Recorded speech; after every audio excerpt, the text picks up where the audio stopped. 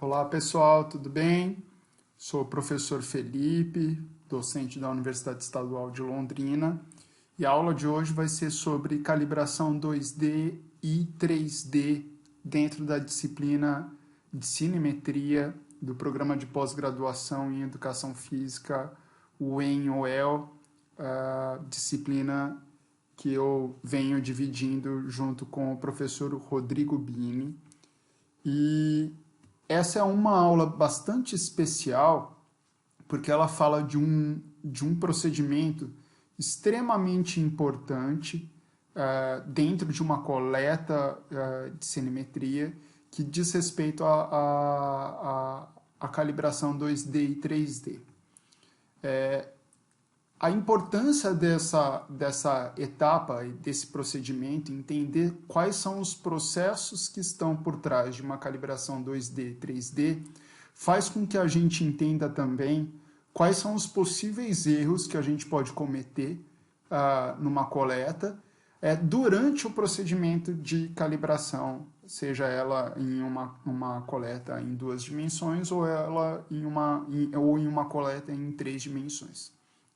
Então, entender o que é de fato uma calibração, o porquê que ela é importante, como ela ocorre, quais são os cuidados que a gente precisa ter nessa calibração, vai fazer com que a gente tenha uma coleta muito mais acurada, muito mais precisa a respeito de qualquer movimento.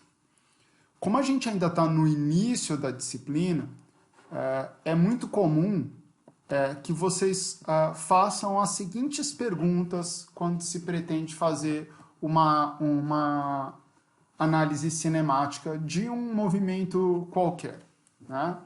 Então, imagine que vocês queiram analisar um movimento e vocês têm algumas câmeras à disposição de vocês, mas vocês não sabem, por exemplo, quantas câmeras vocês devem utilizar, qual que é o enquadramento, que tipo de câmera você deve utilizar, ou seja, posso usar câmeras digitais convencionais, posso usar câmera de celular, posso usar webcam, ou eu preciso comprar câmeras com algumas configurações mais específicas para aplicação em biomecânica. Onde eu devo colocar essas câmeras? Em quais planos eu devo colocá-las? Se eu tenho mais de uma câmera, como que elas devem ficar configuradas entre si para que a minha coleta tenha uma boa acurácia, uma boa precisão? E mais do que tudo isso, né? Ao longo da nossa disciplina, vocês vão poder responder a essa última pergunta. Eu devo fazer uma análise 2D ou uma análise 3D para o movimento que eu estou pretendendo analisar? E aí é óbvio, pessoal, que para cada uma dessas perguntas eu tenho condicionais, né? Eu tenho a famosa resposta depende. Então, hoje a gente vai começar a responder algumas dessas perguntas, não são todas, porque ao longo da nossa disciplina a gente vai respondê-las todas, mas com a fundamentação teórica da calibração 2D e 3D, vocês vão conseguir entender algumas dessas preocupações ou vou conseguir responder algumas dessas questões que são levantadas inicialmente. Bom, primeiro ponto que a gente precisa destacar é o seguinte, para começar a responder a essas questões. Quais são os objetivos da sua filmagem, né? O que você pretende fazer, né? O que você pretende coletar de informações? Quais são as variáveis mais importantes que você vai precisar coletar? Os seus dados vão ser analisados a partir de quais variáveis, de quais características daquele movimento. Então, eu costumo fazer um ciclo para as pessoas, para elas entenderem quais são as etapas que devem ser cumpridas antes até de se começar uma coleta de dados. Então, o primeiro ponto eu falo muito isso para os meus alunos, é a observação. Eu preciso observar muitas vezes aquele meu movimento porque somente por meio da observação que eu vou conseguir levantar as questões que eu quero responder, as quais eu quero responder no final da minha coleta de dados. Então vamos supor que você tenha lá um movimento do saque no tênis. Você precisa observar várias vezes esse movimento para entender quais são os fatores que podem influenciar numa boa ou numa má mecânica de movimento e aí levantar as questões. Porque somente levantando muito bem as questões, você vai conseguir ir para a terceira etapa, que é de fato definir qual é o método que você vai utilizar para começar a responder esses problemas. Então, eu faço uma observação, faço questões a respeito desse movimento, defino quais são as informações que eu preciso coletar para responder a essas questões, e aí sim eu vou buscar métodos científicos para se conseguir comprovar ou responder às perguntas e às hipóteses que eu estabeleci previamente. E aí que eu vou decidir quais são os materiais, se eu vou usar computador, se eu não vou usar computador, se eu vou precisar de uma plataforma de força ou não, se eu vou precisar de câmera, se eu for precisar de câmera, quais câmeras, quais configurações, qual modelo da câmera. Tudo isso depende do problema que eu levanto.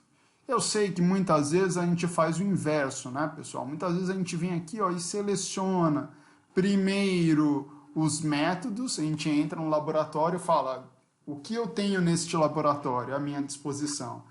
Se eu tenho esses equipamentos, eu posso coletar dados sobre o saque no tênis. A ideia é que não seja assim. A ideia é que o método seja justificado pelo problema e não o inverso, né? Não o problema seja justificado pelos métodos ou materiais que você tem à disposição. E aí, a partir do momento que você definiu muito bem quais são os métodos, você consegue sim coletar dados para responder à questão que você levantou inicialmente, né? Então, você vai lá, faz uma boa coleta de dados, uma coleta que garanta a qualidade dos seus dados, para daí você conseguir, a partir das conclusões que você chegou, sugerir intervenções para aquele mesmo movimento, fazer uma nova observação e, se o problema foi resolvido ou não, você recomeçar ou levantar novas questões a respeito desse movimento. Então, temos que lembrar que a filmagem é um dos métodos de medição em biomecânica, é um dos métodos de medição de cinemetria. Existem outros métodos de cinemetria, outros instrumentos, outros procedimentos, e aqui especialmente a gente vai começar a falar sobre um deles. Então, o ponto é esse, né? A gente vai ter que usar esses instrumentos, fazer filmagens para conseguir coletar dados responsáveis aí sobre o movimento e que me ajudem a entender as questões que foram levantadas inicialmente. Então, um ponto que eu e o Rodrigo Bini temos falado muito na disciplina, e vamos falar ainda muitas vezes na disciplina, é que um bom pesquisador ele precisa ser, antes de tudo, independente. E o que eu quero dizer com isso? Um pesquisador ele precisa ser independente de sistemas comerciais extremamente caros, sistemas de cálculo extremamente caros, e conseguir fazer uma boa pesquisa com materiais que ele tem à disposição. Então, na disciplina de cinemetria, é óbvio que nós vamos falar dos principais sistemas de captura que nós temos à disposição no mundo, que são sistemas muitas vezes caros, mas que são excelentes. Eles fornecem, num piscar de olhos, todas as informações que a gente precisa a respeito do movimento, incluindo até variáveis de desfecho, né? O grande problema, como o próprio nome diz, como eu mesmo disse, são sistemas que normalmente são muito caros. E muitas vezes você chega a uma universidade, quando vocês se formarem, entrarem numa universidade, vocês muitas vezes não vão ter à disposição um sistema optoeletrônico de US$ 100.000, por exemplo, né? Ou quando abrir algum edital, muitas vezes o edital não contempla esse orçamento. E aí, como que a gente resolve isso? Você vai cruzar os braços e não vai fazer pesquisa com simetria? Não é isso que nós desejamos, nós professores. O que a gente quer mostrar para vocês é que se você tiver um bom conhecimento a respeito de todos os procedimentos da coleta de dados, fazer algumas vezes na mão, na raça, você consegue sim fazer uma boa coleta de dados, obviamente bem mais demorada, mas uma boa coleta de dados, muitas vezes até mais acurada do que alguns sistemas optoeletrônicos, se você não tomar os devidos cuidados, e com um baixo custo. Eu costumo dar o exemplo que do meu caso na UEL, eu comecei trabalhando com câmeras digitais daquelas antigonas, de fita mesmo, e depois de um tempo comecei a trabalhar com webcam, né? Porque eram câmeras relativamente baratas e que, se a coleta for bem planejada, você consegue fazer uma boa análise desses dados e conseguir publicar normalmente em bons periódicos. Bom, então, antes de tudo isso, o que eu quero fazer nesse início de aula é uma defesa em relação aos sistemas baseados em vídeo, porque eles fornecem sim uma boa possibilidade de análise qualitativa e quantitativa, normalmente tem um baixo custo e se você tomar os devidos cuidados na hora da coleta de dados, você consegue ter uma alta precisão, uma alta acurácia, e o único aspecto negativo é que normalmente são sistemas que demandam aí um longo tempo de processamento, né? Então, esse é o aspecto negativo. Mas isso não inviabiliza o pesquisador de realizar a pesquisa que ele pretende fazer. Então, esse é um ponto que eu gostaria já de destacar, de chamar a atenção no início dessa aula. Bom, o segundo ponto está relacionado a que tipo de análise eu posso fazer com vídeos, câmeras de vídeo, utilizando vídeos. Eu posso fazer análises 2D? Posso fazer análises 2D. Posso fazer análises 3D usando somente câmeras digitais? Pode. Com os softwares adequados e com uma coleta adequada, você consegue fazer sim uma análise 3D. Qual que é o único problema? Numa análise 3D, você precisa de pelo menos 2 câmeras filmando o mesmo elemento, o mesmo movimento. Enquanto numa análise bidimensional, 2 dimensões, você precisa de apenas uma câmera.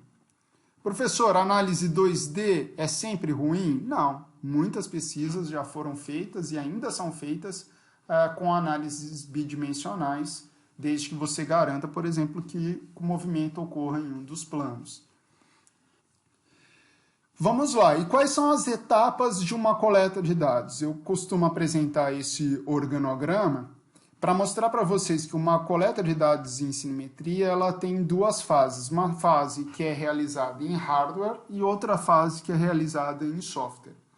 O que é a fase realizada em hardware? É quando a gente faz a filmagem, muitas vezes usando câmeras digitais convencionais, que a gente guarda, por exemplo, as imagens num cartão de memória ou, como era feito antigamente, em fitas, né? Em fitas de vídeo. E aí, o que a gente faz nessa primeira etapa? Primeiro, a gente faz o registro de um objeto de calibração para as N câmeras que você tiver à sua disposição e o que você vai... E depende, obviamente, do movimento que você vai analisar. Depois você vai ter que fazer o registro do seu movimento de interesse, também gravado pelas N câmeras que você tiver à disposição. Antigamente, quando a gente tinha as filmagens realizadas em fita, a gente precisava fazer uma conversão dessas imagens que eram analógicas para imagens, para arquivos digitais, né? Então a gente passava a ter sequências de filmes, sequências de fotografias para cada uma das câmeras e armazenar essas informações em disco rígido no formato específico para um dado software que precisava ler aquele formato. Então, por exemplo, como AVI, hoje em dia a gente tem MPEG, MP4, enfim, um monte de outros formatos. E aí, a partir do momento que você cumpriu essa primeira etapa, que é a coleta de dados em si, vem a segunda parte, que é analisar essas imagens, né? E essa parte consiste em executar todos esses procedimentos. Primeiro, fazer com que o software leia esse seu arquivo, né? E a leitura desse arquivo muitas vezes não consegue ser realizada simplesmente por uma incompatibilidade de arquivo. Alguns softwares, por exemplo, não leem MPEG ou MP4. Então você vai precisar buscar uma forma de converter esses arquivos sem perder muita qualidade, né, da imagem, ou já tente olhar uma câmera que faça filmagens compatíveis ao software que você trabalha. E aí você vai precisar fazer algumas medidas em relação ao procedimento de calibração, que é o que a gente vai discutir hoje, vai sincronizar essas câmeras, tá? Para que elas tenham a mesma informação num dado instante de tempo. E a partir do momento que você tem essas câmeras calibradas, você consegue fazer o que nós chamamos de procedimento de reconstrução tridimensional do movimento. Tá? E aí, fazer a reconstrução tridimensional do movimento é ter informações a respeito de 3 dimensões do movimento que você está realizando. E, por fim, você faz uma avaliação dos seus resultados e armazena esses resultados em planilhas, em formato que você deseja processar isso a posteriori. Então, qual que é, antes de tudo, o objetivo de uma filmagem? Bom, primeiro, para a biomecânica, o objetivo da filmagem é, antes de tudo, detectar a posição de elementos de interesse nessa imagem, que é o que a gente já vai falar daqui a pouquinho, e segundo, possibilitar a posição e orientação de corpos no espaço. Como a gente fala de biomecânica humana, a gente quer saber, por meio da filmagem, como estão posicionados e orientados os corpos no espaço, que é a partir deles que a gente vai trazer informações sobre a técnica de movimento, por exemplo. Então, antes de mais nada, a gente precisa ter claro a diferença entre posição e orientação. O que é posição e o que é orientação? Em biomecânica, aliás, em mecânica, de uma maneira geral, a posição é determinada como se fosse o endereço de um determinado corpo no espaço a partir de um sistema de referências. Então, em biomecânica, na maioria das vezes, nós usamos sistemas ortogonais entre si, que lembram um sistema cartesiano, cada um desses eixos que compõem o sistema de coordenadas, o sistema de referências orientados, com suas direções positivas e negativas, e uma origem, que fala, olha, é a partir desse ponto que eu vou determinar o endereço de corpos no espaço. Então, quando eu tenho aqui 2, 3 pontos no espaço e quero determinar a posição desses pontos no espaço, o que eu tenho que fazer? Eu tenho que ver qual que é a coordenada deste ponto em relação ao eixo X, qual que é a coordenada desse ponto em relação ao eixo Y, e qual que é a coordenada desse ponto em relação ao eixo Z. Então, o que eu estou mostrando aqui? Que o ponto A ele está a 1 metro em X, a 0 em Y, que é o vertical, e a 2 metros em Z. O C ele está fora dos 3 eixos. Ele está a 1,2 metro em X, 1,5 metro de altura e 1 metro no eixo Z. E o outro ponto P também tem o seu endereço, as suas coordenadas. Isso é o que nós chamamos de posição. Quando nós falamos de orientação, a orientação representa, de um segmento, representa o quanto que um segmento está rodado em relação também a um sistema de coordenadas, ou um sistema de referências. Então, uma boa forma de representar isso é o segmento do nosso braço aqui, quando ele se movimenta a partir das rotações que são realizadas no nosso ombro. Então, todos nós sabemos aí que o ombro, o complexo articular do ombro, é uma das articulações mais móveis que nós temos no corpo. E por que nós falamos que ela é uma das articulações mais móveis? Porque ela consegue girar, rodar nos seus 3 eixos, né? Eu consigo fazer os movimentos de flexão e extensão, eu consigo fazer movimentos de abdução e adução, e eu também consigo fazer movimentos de rotação interna e rotação externa, ou rotação medial e rotação lateral. Então, quando eu falo de orientação, eu estou falando de quantos graus esse segmento está rodado em relação a um outro sistema de coordenadas. E, neste caso, a gente tenta associar os movimentos desse segmento a movimentos anatômicos das articulações. Então, posição representa o endereço desse corpo no espaço e orientação, quanto que ele está rodado em cada um dos eixos de movimento. O número de rotações que um determinado corpo faz e as direções e o número de direções que um determinado segmento pode se deslocar é o que vai definir os graus de liberdade. Então, neste caso, quando a gente pega uma articulação que se mexe em todas as direções, o que eu quero dizer com isso? Ela translada para frente e para trás, para cima e para baixo, para a esquerda ou para a direita, ela está se movimentando nas 3 direções e ela também roda nas 3 direções, né? Ela roda de um lado para o outro, para frente e para trás, e para a esquerda e para a direita. Então, a melhor forma de imaginar isso é um avião, né? O avião também tem os seus 6 graus de liberdade. Por quê? Um avião, ele vai o avião inteiro para frente e para trás, para cima e para baixo, e para a direita e para a esquerda, não é isso? E se a gente olhar 3 espetos perpendiculares fincados no avião, a gente consegue imaginar que um avião pode rodar para a esquerda e para a direita, por exemplo, a asa esquerda se abaixa, a asa direita se levanta. Ele está rodando em um eixo. A gente pode também fazer com que o bico desse avião vá para baixo ou vá para cima, é a outra rotação que esse avião faz.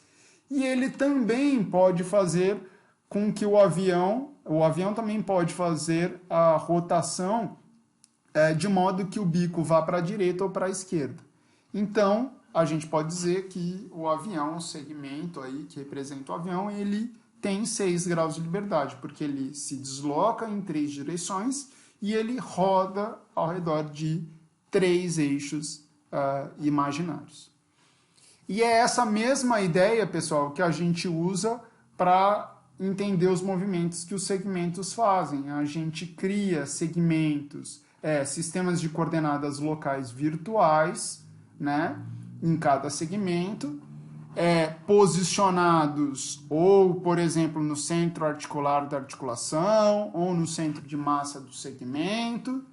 E aí, a partir do momento que eu tenho a posição e orientação de cada um dos segmentos que compõem o corpo, a gente consegue, por exemplo, estimar quantos graus está rodando uma determinada articulação em um dado movimento, em cada plano, em cada eixo.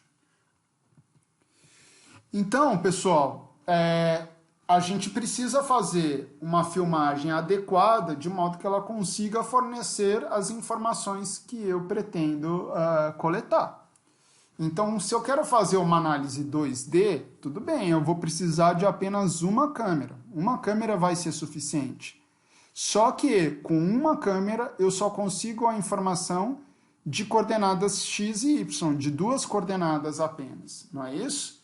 E se eu tenho apenas um plano, eu só consigo extrair uma rotação. Então, exemplo, se você filma uma pessoa no plano sagital, você consegue ter coordenadas do joelho dele, quanto que o joelho dele está indo para cima ou para baixo, para frente ou para trás, mas você não consegue saber a profundidade desse movimento.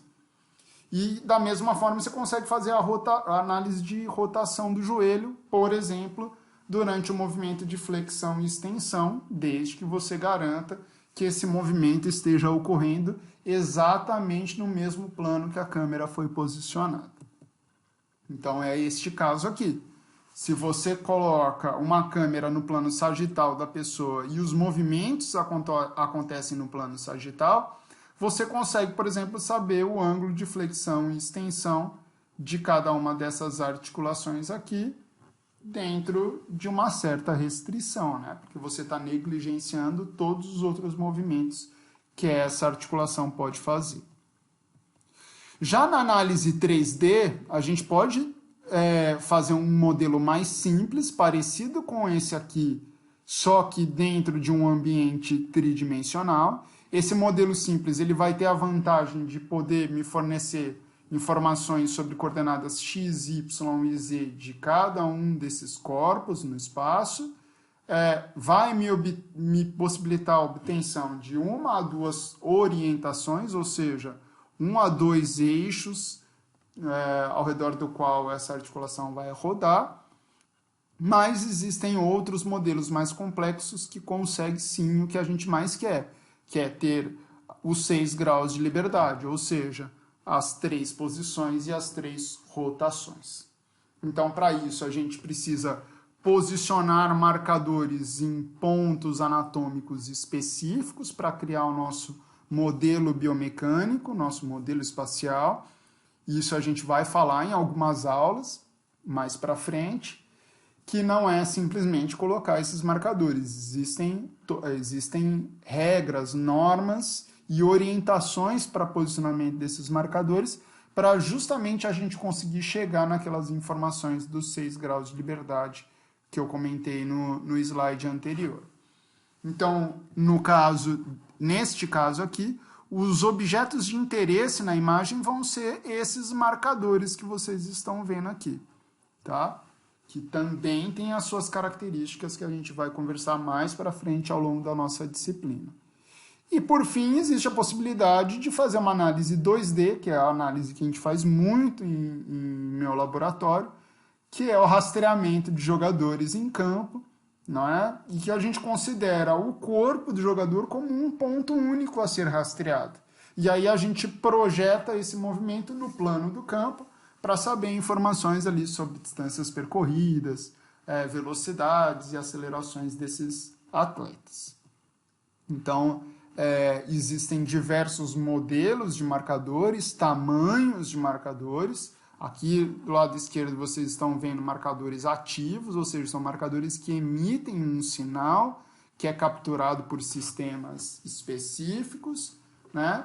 E marcadores dos mais diversos tamanhos, marcadores simples, fáceis de serem feitos manualmente, e que, obviamente, o tamanho deles depende da qualidade ou da acurácia do movimento que você precisa e da destreza do movimento que você precisa.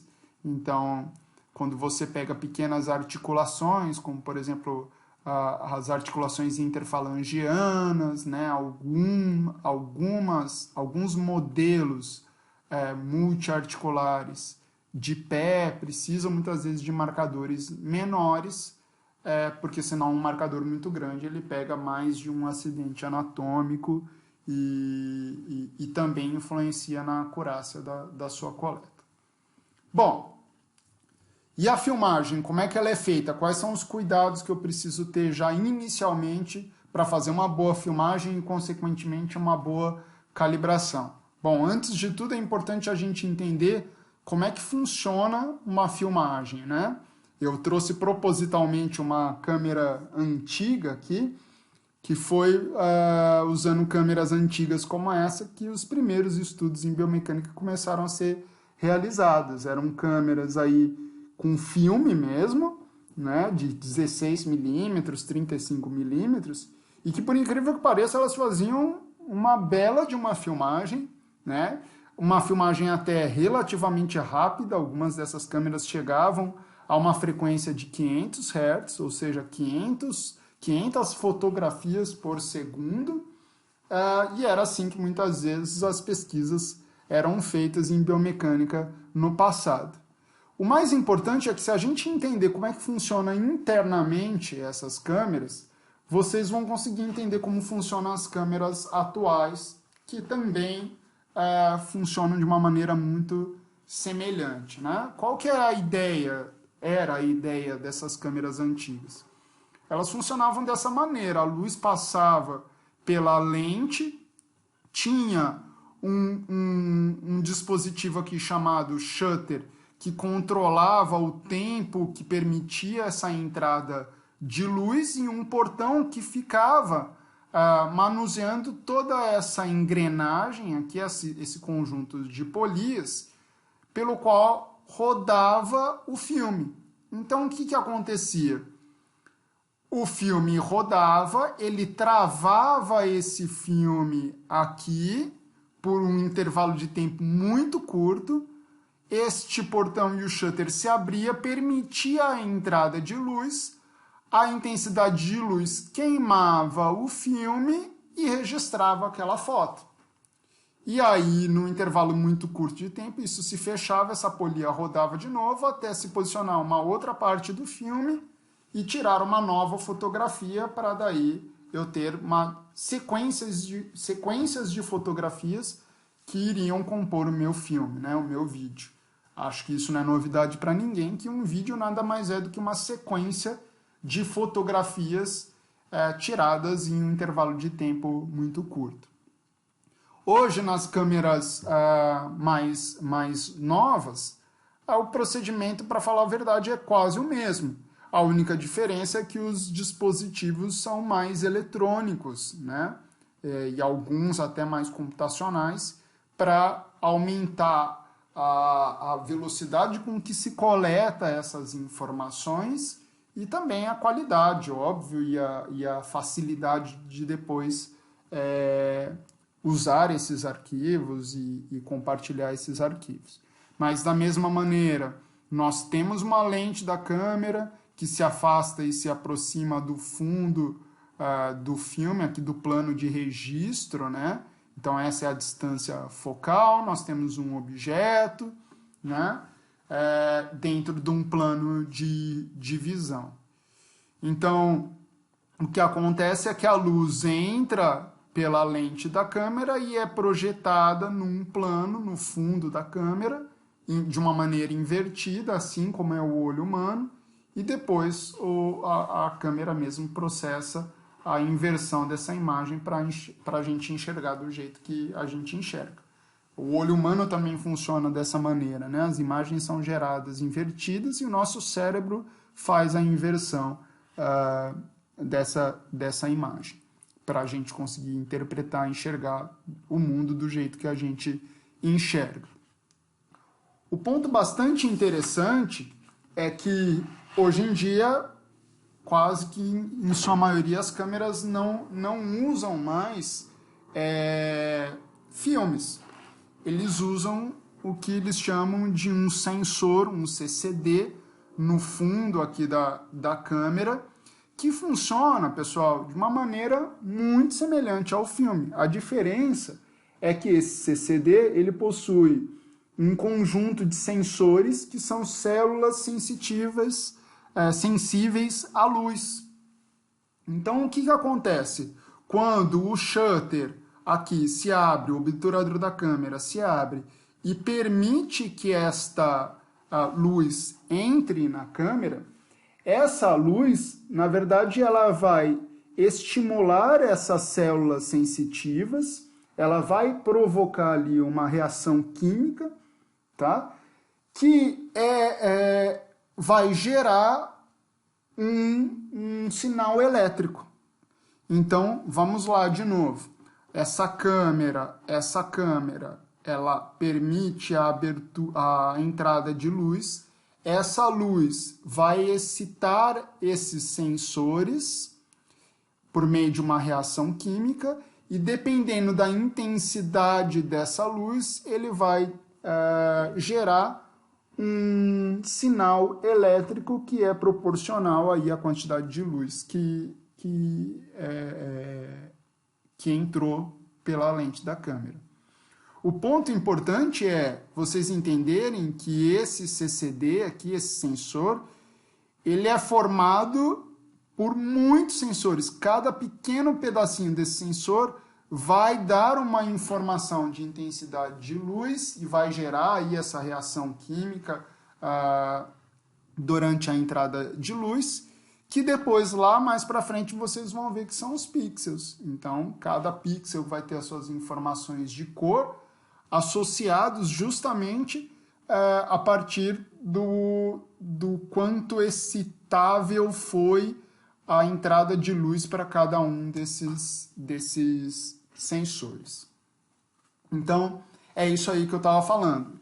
Cada um desses sensores ele vai ter a responsabilidade de gerar o que nós chamamos de pixel. Está um pouco escondido aqui, ficou na frente do logo da UEL. Então, o que é o pixel, né? Essa palavra apareceu lá na década de 60, não sabe ao certo quem que deu a origem a esse termo, mas o nome surgiu da combinação entre a palavra picture e a palavra elemento. Então, pixel, né, que formam ali o termo da palavra. O que significa, o que é o pixel? Na verdade, o pixel é o elemento básico da imagem. Se você pegar uma imagem de computador, uma imagem de TV, se aproximar bastante dessa imagem, você vai ver que essa imagem ela é composta por vários quadradinhos pequenininhos. Cada um desses quadradinhos é um pixel que possui informações de cor, né? Os modelos mais recentes, por exemplo, usam RGB. O quanto que tem de vermelho, o quanto que tem de verde, o quanto que tem de blue, o quanto tem de azul nessas cores. E aí a gente tem as mais diversas resoluções, né? A gente, de uns anos para cá, se acostumou muito com a fala da imagem em HD, Full HD, que eram imagens que tinham já uma quantidade bem grande de pixels, por exemplo, 1080 pixels, algumas Full HD de 1920 pixels por 1080, né? E aí, bem mais recentemente, apareceram as imagens de 4K. Qual que é o ponto mais importante que a gente já precisa entender nesse momento? Quanto maior for a quantidade de pixels naquela tela, vocês concordam comigo que eu preciso processar mais informações. Mais sensores são ativados, aqueles sensores precisam ser registrados e armazenados. Muitas vezes, se a câmera ela não tem um processo muito rápido, ela vai fazer o seguinte, olha, tudo bem, eu aumento a sua resolução espacial, mas pioro a sua resolução temporal. O que eu quero dizer com isso? Se você quiser fazer uma filmagem em movimento muito rápido, por exemplo, você quer fazer uma filmagem a 500 Hz, dificilmente você vai conseguir fazer isso com altas resoluções espaciais, por exemplo, 4K ou em Full HD, né? Porque a câmera não vai conseguir processar tantas informações num intervalo de tempo tão curto. Bom, é importante vocês entenderem essa resolução espacial, porque é justamente ela que vai começar a nos dar alguns parâmetros para o que nós chamamos de calibração. Então, o ponto é esse. Quantas linhas eu devo usar de pixels para coletar as informações que eu preciso coletar? Essa pergunta a gente só responde sabendo da seguinte resposta. O quanto de resolução você precisa? Ou seja, o quão minuciosa precisa ser a sua informação. Por exemplo, se você tem uma informação aqui que o seu elemento de interesse é de 1 metro e você filma esse 1 metro utilizando uma câmera SVHS que vai ter 400 linhas, 1 metro dividido por 400 linhas, né, vai te dar uma resolução espacial de 2,5 milímetros. O que isso significa? Que se um objeto se movimentar, por exemplo, na sua imagem menos do que 2,5 milímetros, você não vai ter essa informação. Então, exagerando, o que nós temos é isso aqui, ó. Se eu tenho a imagem de uma borboleta e eu tenho poucos pixels, cada um desses quadrados aqui é um pixel, então imagino que eu tenho 1, 2, 3, 4, 5, 6, 7, 8, 9, 10 e 4 linhas. Então eu tenho aqui, ó, os 400 pixels.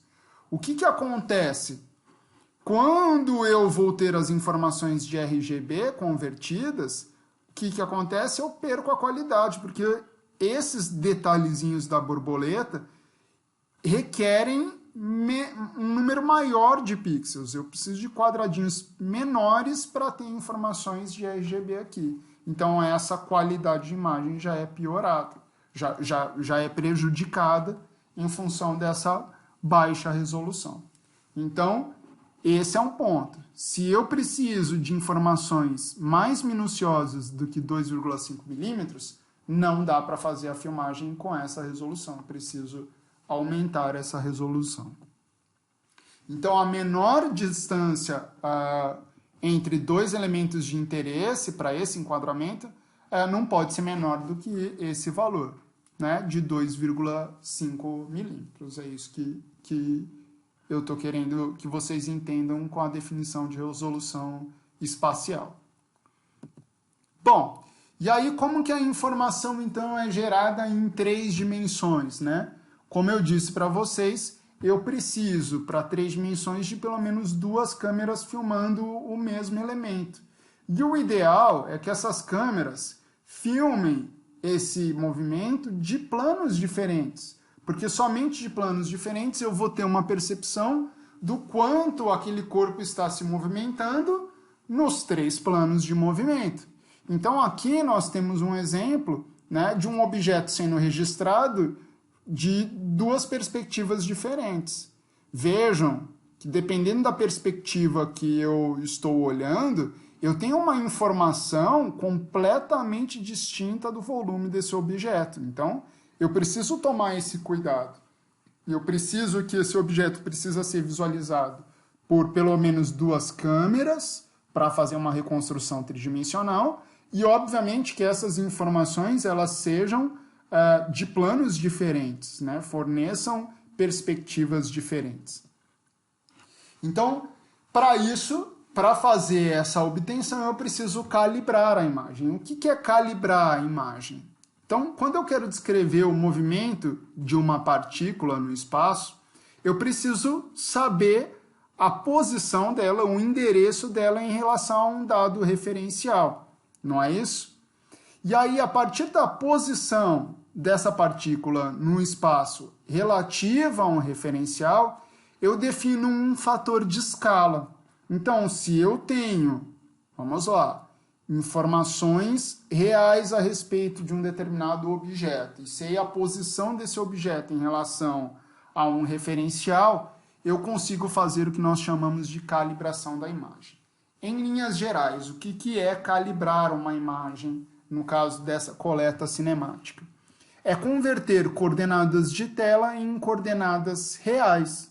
Porque quando você olha uma imagem, essa imagem tem informações de pixels. Mas se, por exemplo, um objeto se movimenta nessa imagem, você não quer saber o quanto que ele se movimentou em pixels. Você quer saber o quanto que ele se mexeu em unidades reais que a gente usa no nosso mundo. Metros, centímetros, milímetros. Então, para isso, eu preciso de um fator de escala. O exemplo é bem simples. Ó.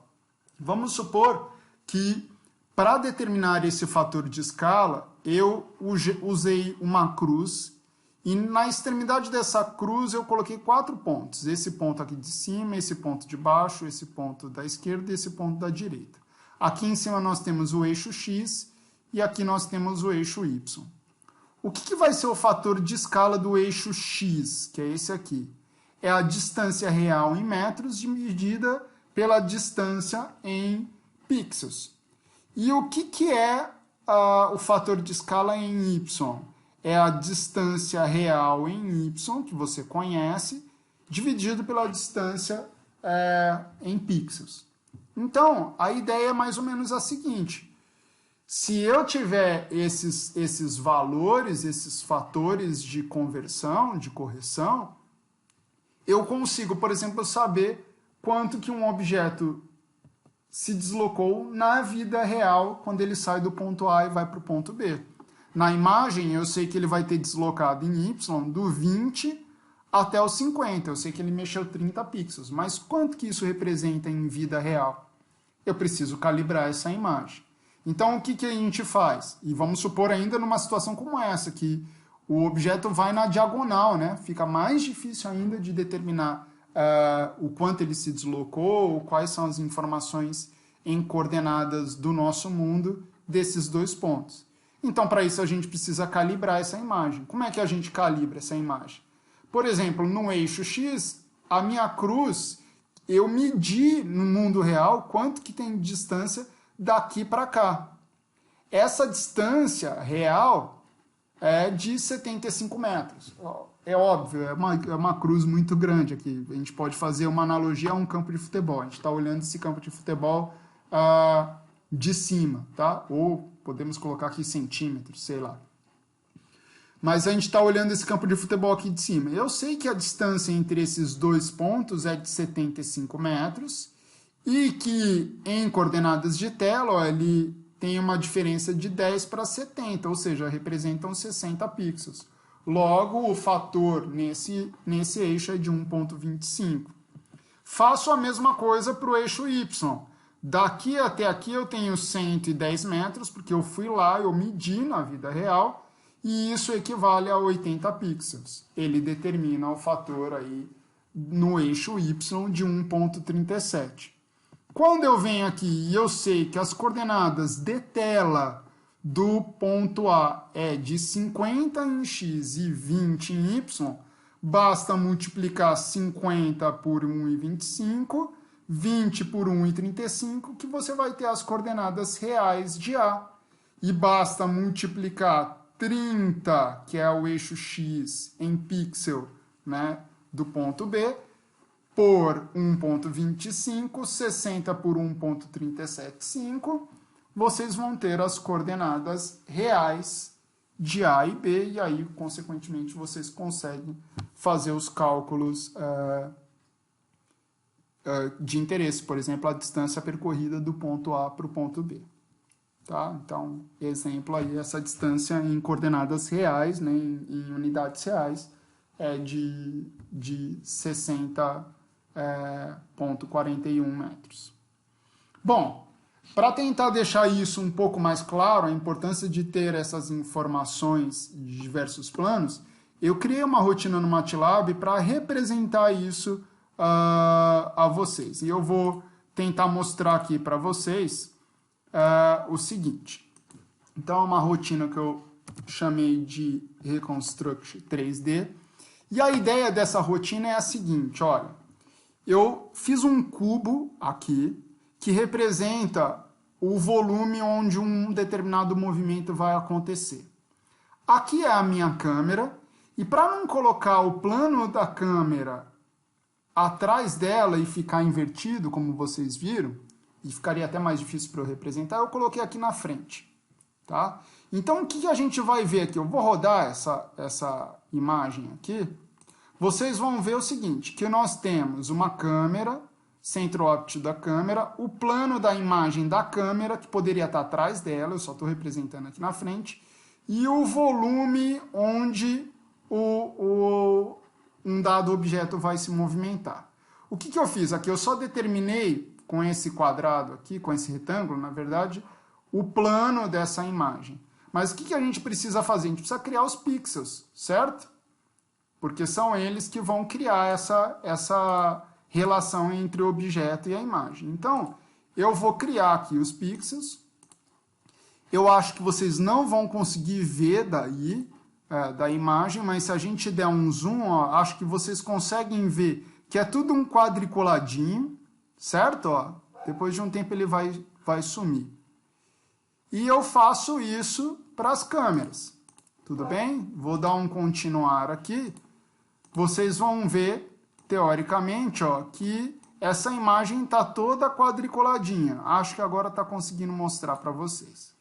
Então, na verdade, isso é o plano da nossa imagem. Ó. Eu estou rodando ela aqui, ó. Vou tirar o zoom. O que a gente agora está vendo é uma imagem aí, ó, certo? Tudo completadinha com quadradinhos de uma câmera filmando aí um volume. Tudo bem? Vou dar continuidade na minha rotina. O que mais eu faço? Eu faço a mesma coisa para uma outra câmera que vocês estão vendo aqui, ó. Então eu tenho duas câmeras visualizando uma esfera que está no centro deste cubo se movimentando. Ela vai começar a se movimentar e elas vão dar informações de perspectivas diferentes. Então, vamos lá. Vamos dar um continue aqui, eu vou voltar para a minha imagem. O que vocês estão vendo? Ó? Vocês estão vendo esse cubo se movimentar em 3 dimensões, não é? Esse cubo ele faz um movimento de um S e ele vai de frente para trás, né? Movimentando aqui no eixo Y. O que acontece, pessoal? Se eu estivesse fazendo a imagem em uma câmera só, ou seja, em 2D, o que eu ia ver? Somente o movimento do S, para cima e para baixo, para a esquerda e para a direita. E nesta câmera, o que eu veria? Eu veria apenas o movimento da esquerda para a direita, que é a profundidade em relação àquela câmera, que é justamente o que a gente não vê, e o quanto esse objeto está indo para cima ou para baixo. Então, o que nós temos em comum aqui? O movimento para cima e para baixo, só. Então, a gente precisa, de alguma maneira, utilizando essa informação e essa informação, chegar no movimento 3D desse corpo no espaço. Então, foi essa a representação que eu queria criar para vocês entenderem como a imagem ela é formada, principalmente para vocês entenderem aqui o procedimento dentro da câmera, e principalmente para vocês entenderem a influência que tem olhar um movimento de diferentes perspectivas. Para cada um deles eu tenho uma calibração diferente, um fator de escala diferente que eu preciso obter. Ok? Vamos voltar para a nossa aula. Então, qual que é a ideia da calibração, pessoal? A ideia da calibração é a seguinte. Quando eu faço uma filmagem, eu preciso ter um elemento que eu conheço, inicialmente as suas propriedades físicas, ou seja, um elemento que eu sei a distância entre pontos, objetos que tenham pontos bem representados e que eu saiba os valores reais dessas distâncias. Eu vou ter as informações de tela deste objeto, mas eu não sei informações relacionadas aos parâmetros da câmera. Eu não sei a posição da câmera, eu não sei a orientação da câmera, eu não sei a distância focal, eu não sei absolutamente nada. Então, o que a gente faz na calibração? Conhecendo um objeto com coordenadas conhecidas, conhecendo as coordenadas de tela, eu consigo chegar nos parâmetros da câmera.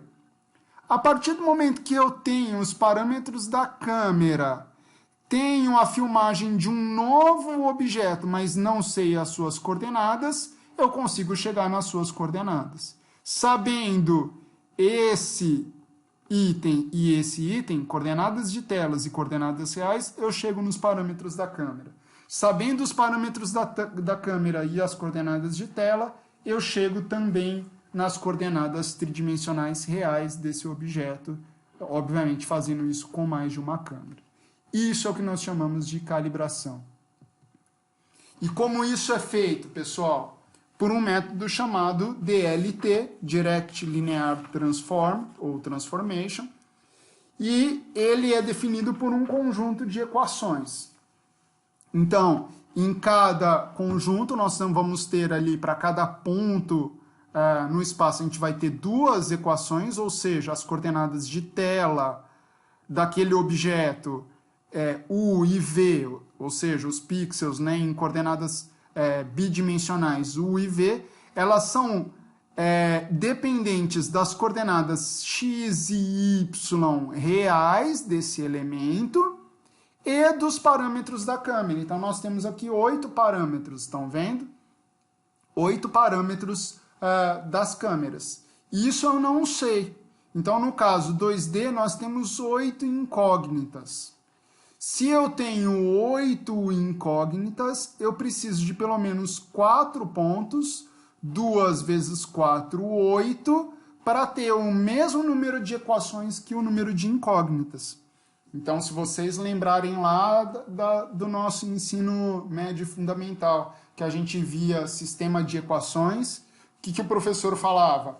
A gente tem que ter o mesmo número de incógnitas e o mesmo número de equações, senão a gente não consegue resolver o sistema. Eu vou deixar um exemplo de um vídeo no YouTube muito didático para vocês verem como que eu chego na informação de 3 incógnitas a partir de 3 equações. No nosso caso aqui, o que a gente vai precisar?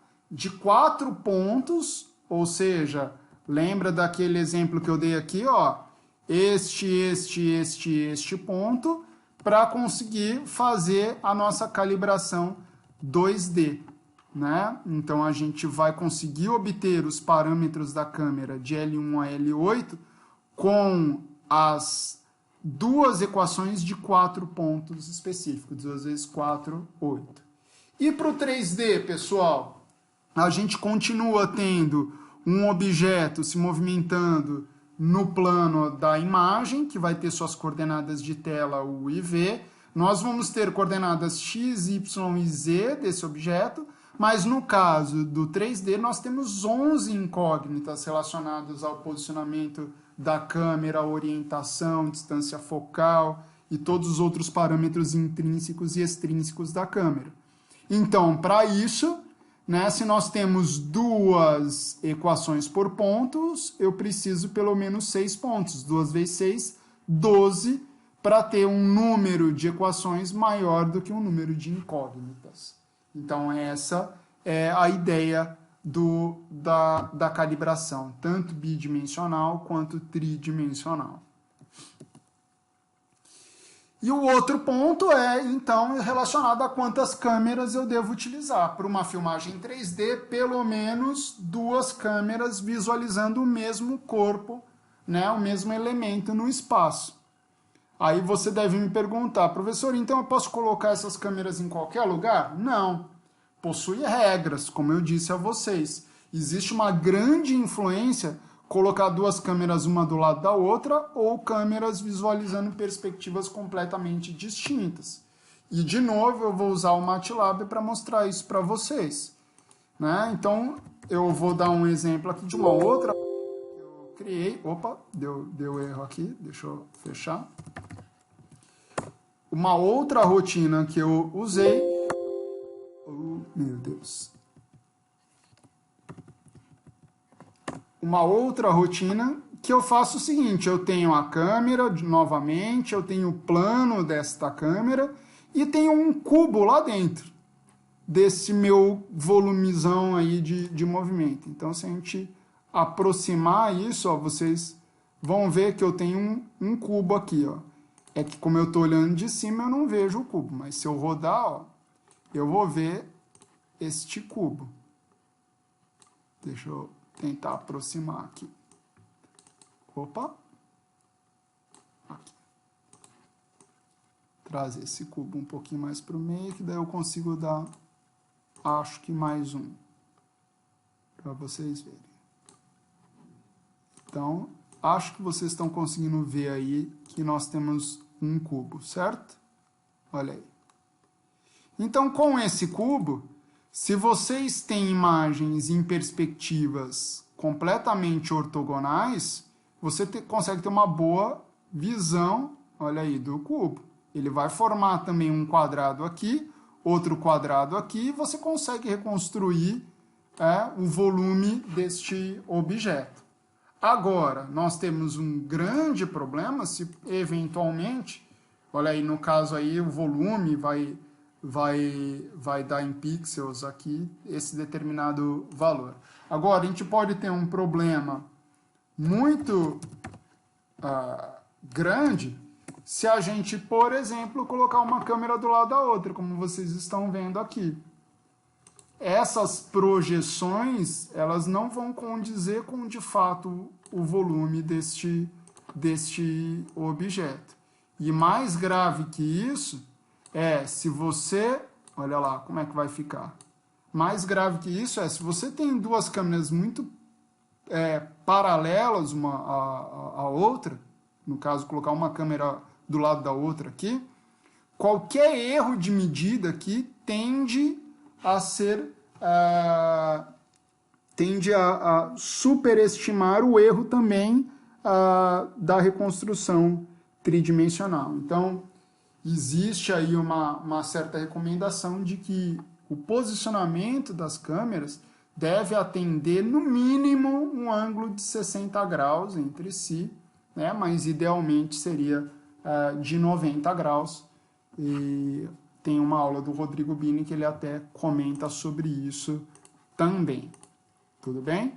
Então, pessoal, por que eu estou falando isso? Porque a gente tem muito costume, muitas vezes, de trabalhar com sistemas optoeletrônicos e a gente fala assim, eu tenho Vicon, eu tenho OptiTrack, eu tenho Qualisys. Só botar as câmeras lá que sai todo o resultado e é confiável. Olha, nem sempre é confiável. Se você faz um movimento, por exemplo, e esse movimento de um determinado marcador vai ser capturado por apenas a câmera 5 e 6, por exemplo, aqui, se elas estiverem muito próximas uma da outra, a reconstrução tridimensional desse marcador não vai ser boa, mesmo sendo um sistema optoeletrônico de $100 mil, $150 mil. Então, tomem muito cuidado, né? Quando vocês forem posicionar suas câmeras, porque elas influenciam no procedimento de calibração e, consequentemente, eu tenho grande influência na reconstrução tridimensional desses movimentos. Tudo bem? Então, a ideia, no fim das contas, é essa aqui, ó. Com duas câmeras, a primeira coisa que eu faço é definir um sistema de referências, ou seja, ter um objeto que vai ser o meu volume de calibração, e tenho que determinar os parâmetros do DLT, ou seja, os parâmetros intrínsecos e extrínsecos da câmera, aqueles coeficientes que eu falei para vocês. Como que a gente faz isso? Pegando objetos, elementos de interesse desse sistema, desse volume de calibração, tendo as coordenadas de tela na câmera 1 e na câmera 2. Definidas as coordenadas de tela e tendo as informações de referência, eu chego nos parâmetros do DLT. E aí, mais para frente, tendo os parâmetros do DLT e tendo as coordenadas de tela desse objeto, não tendo as coordenadas reais, eu chego nas coordenadas tridimensionais. Então, exemplo disso, olha aí, ó.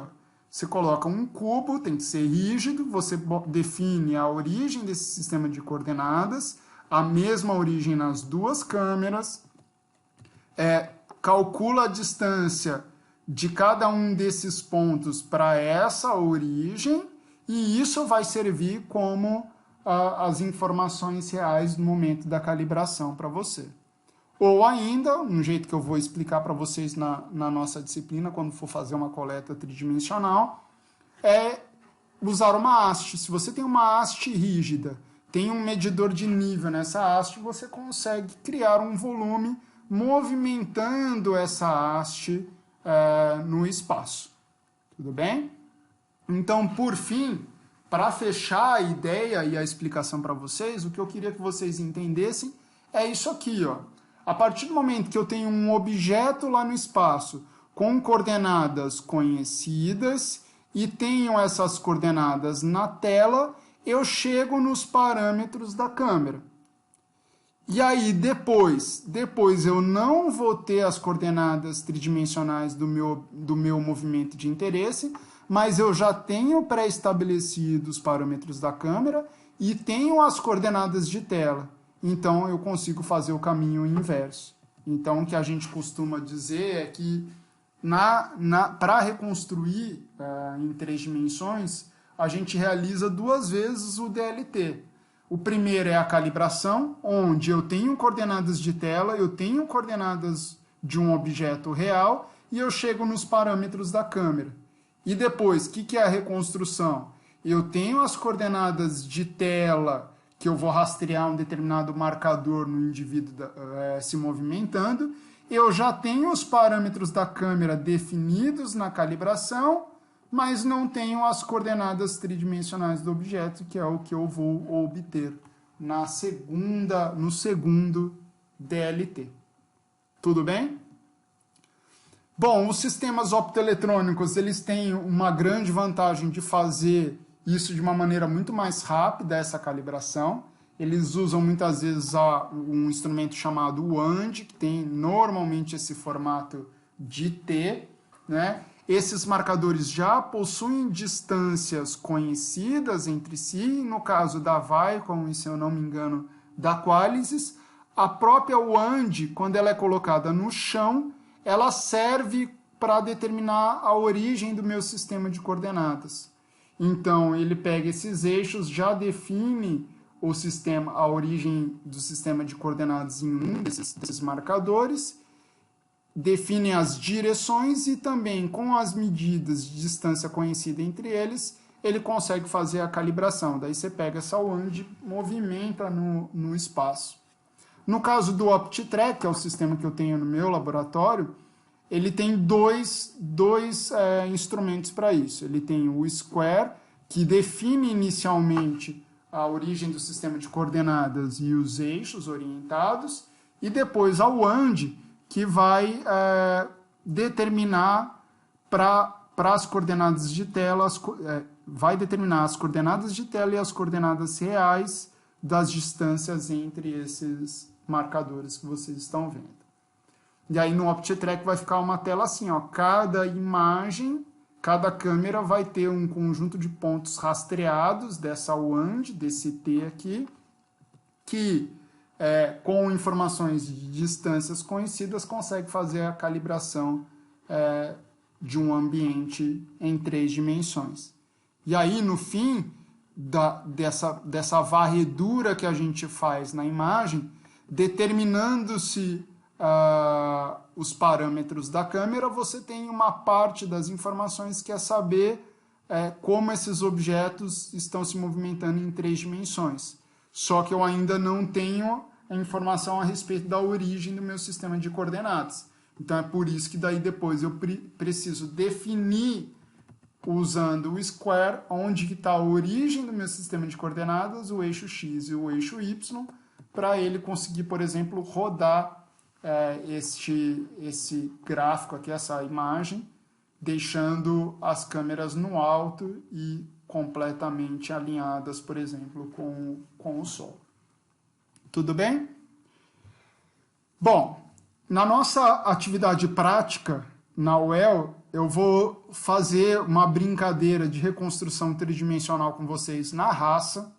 Então, a ideia é a seguinte, a gente colocar um objeto aqui no meio da sala e eu mostrar para vocês que se eu souber quais são as coordenadas x, y e z de 2 câmeras e souber as coordenadas x e y da projeção deste objeto no plano da câmera que a gente vai fazer numa parede e souber a projeção desse objeto num outro plano, tendo essa informação e essa informação, que são como se fossem as coordenadas de tela de cada uma das câmeras, e tendo as coordenadas x, y e z das câmeras, a gente consegue chegar na informação tridimensional desse objeto.